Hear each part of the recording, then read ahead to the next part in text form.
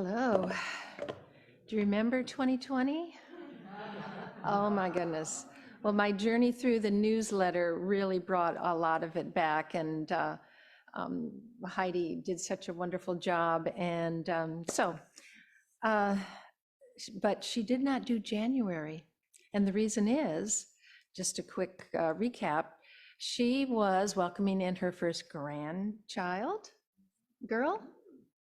boy in New Jersey, and also sending Tommy to Pakistan for her other daughter's wedding. So we skipped January and we went right to February. I did notice a weird word glitch, and I kept looking all throughout my whole study of these newsletters to see where the mistake lied. It only occurred once, but Layla Ananda in February was Layla Anaconda.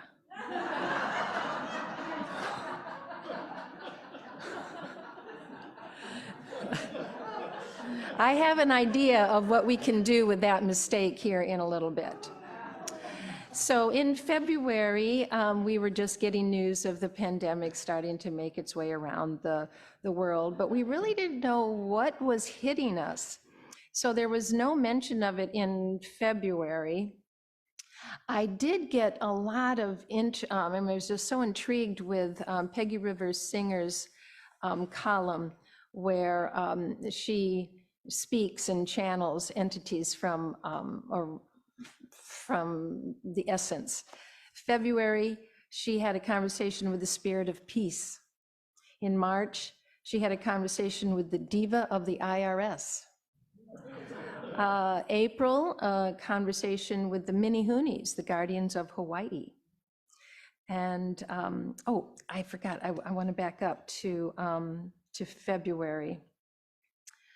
No, March. So there was no mention of any kind of pandemic in the February newsletter, and March didn't really mention it either. But Tommy Kaminsky, Heidi's son, had an article which I think may have given us a hint before we really knew. His article was Food for Science Fiction Thought, and I just wanted to read a little bit of it. Science has provided and will continue to provide answers to some of the universe's most difficult problems, or maybe not. These are the kind of questions that require some guesswork, a few assumptions, and a little imagination, and are the kind of questions that lay the foundation for science fiction. So we know the roller coaster of theories that we experienced during the whole of the pandemic, not just the first year. And so science fiction sort of has a theme in this particular year of 2020. And then back to Peggy Rivers Singer's column in May, she spoke with the Fae folk of the virus. And I want to read a portion of that. The Fae live mostly in the now, the moment. One of our specialties is to encourage humans to focus on the here and now, on this perfect moment. This is the Fae speaking. This can be as simple as bringing attention to a beautiful design the human has seen every day, but never paused to appreciate. Another good example is a stunningly beautiful sunrise or sunset. This is done in cooperation with the beings responsible for those displays. Peggy asks, are there any ways that the Fae could help in a physical sense, perhaps by encouraging the virus to depart from infected human bodies? Fae answers, not at this time. We are instructed by Creator to allow human ingenuity to address these issues. And that's what we did. Going on to April, Heidi actually coined this the rest of the year, the We Shall Survive edition. And so this is where the pandemic first gets mentioned. Bob Hopkins' column, you were in appreciation of Eric Nowakowski, Layla Anaconda. Actually, it was spelled correctly. I only saw that one mistake in the beginning. And Ray Fix, because you know, they were instrumental in getting Zoom going. I mean, on the first Sunday of March, I was service leader, and that was the first time that we were quarantined. And I was gifted the opportunity to get on Zoom for the first time, and I didn't know what I was doing, but that was the start of our Zoom story, and it has continued today. So a lot of kudos go to Eric and Layla for keeping us educated on that. Let's see here. In June, Peggy Riversinger's column talked with the diva of the Mackinac Bridge. In August, conversation with the diva of fireworks. September, a conversation with the guardian of Ford Lake. And October, the conversation with the oversoul of bread. In November, it was in the company of rain. In December, she talked with the oversoul of Hawaii. So if you have not dived into her channeling, they are seeds of vision and bits of truth that that come through. So that's great. So as you know, we are not meeting here in the center until we created a hybrid model, which I think wasn't until the summer where we figured out that we could actually meet in small groups. So in May, we apparently were getting into the rhythm of the unknown, and the center was pretty empty and alone, except for the crew that was cleaning the carpet. That is Randall. Randall headed that carpet cleaning, and Connie Snow and Ted Poprovsky were involved in that. And Delith gave gratitude to Layla and Eric again for their Zoom work and keeping us all.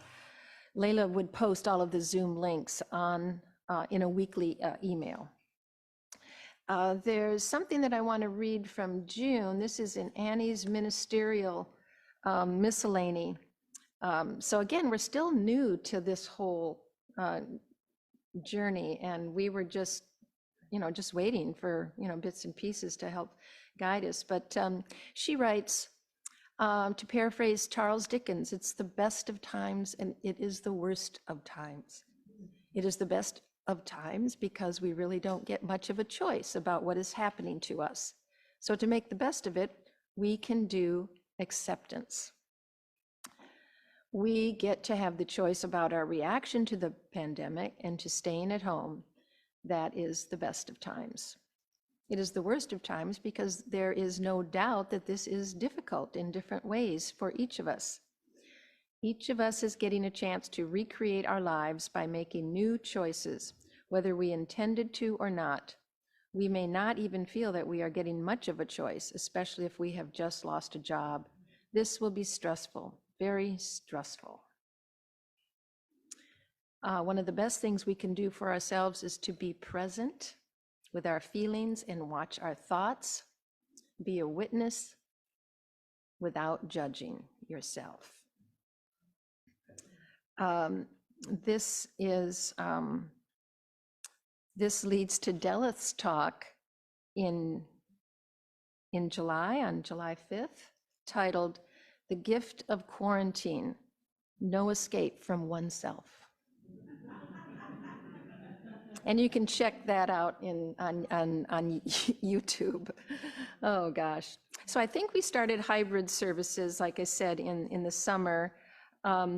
I want to mention Bob had a regular column throughout this year called The Construction of a Prayer. And in August, you did a deep dive into Sufism. which was really wonderful. So again, this is another reason to pick up that newsletter and read all aspects of it, because these are voices of your community. There was a new book announced in the August newsletter, and this was a book by Tommy Kaminsky. Oh, 5 books now, wow. Well, I don't know what number this is, but it's called Anywhere USA, An Adventure Away from Reality. Magic, myths, and monstrous creatures. What more could you want during these troubling times?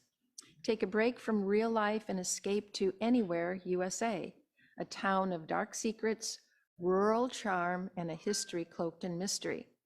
Join along with Jules and Elliot Page as they dive headfirst and blindfolded into a world they never knew existed, where fairy tale creatures, both good and bad, roam the earth, or at least roam this one national park in Washington state. There they will fight for their lives and for the town they've come to call their home, not only discovering the great evil that lurks beneath, but also a little something about themselves as well. And it is available on Amazon. It sounds like a fun book. Great. And so there really wasn't much that was in the newsletter on September, October, November, and December. I think we were all just trying to, stay sane, at home. Many of us were isolated.